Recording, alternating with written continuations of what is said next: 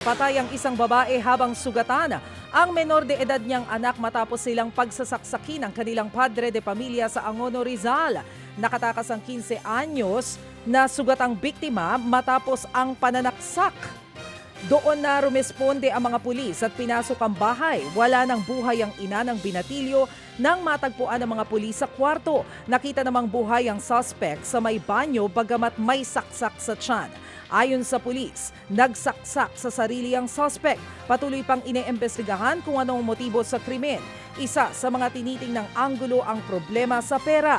Maharap ang suspect sa mga reklamong parricide, frustrated parricide and attempted parricide. Samantala, sinuspindi po ang trekking at hiking activities sa Mount Kabunian sa Bacon, Benguet dahil sa pinsalang iniwan po ng grass fire doon.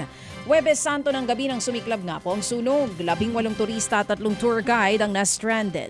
Ligtas po silang nakababa kalaunan. Nagsasagawa na ng assessment ang lokal na pamahalaan para matiyak na ligtas ang pag-akyat sa bundok.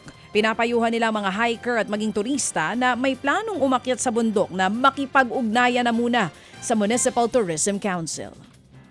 Pinag-iingat ng mga otoridad ang mga motoristang dumaraan sa Bontoc Mountain Province matapos ang sumiklab na forest fire sa lugar. Partikular na apektado ang Mountain Province Tabuk, Enrile, Cagayan Road. Pinapayuhan nila ang mga motorista na magdahan-dahan sa naturang kalsada at lumayo sa ibang sasakyan.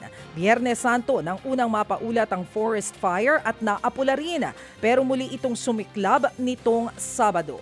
Mga kapatid, para sa iba pang mga balita at impormasyon, sundan niyo po kami sa X, Instagram, Facebook at syempre sa TikTok, True Network PH. Mag-subscribe din po kayo sa aming YouTube channel, True Network. May website din po tayo, truenetwork.ph, at pwede niyo rin po kaming mapanood sa Channel 19 ng aming True FM TV. Lagi pa rin makinig sa radyo dito po sa 105.9 True FM dahil dito, laging true sa'yo, kapatid. Ito tayo sa totoo, tunay at tapat.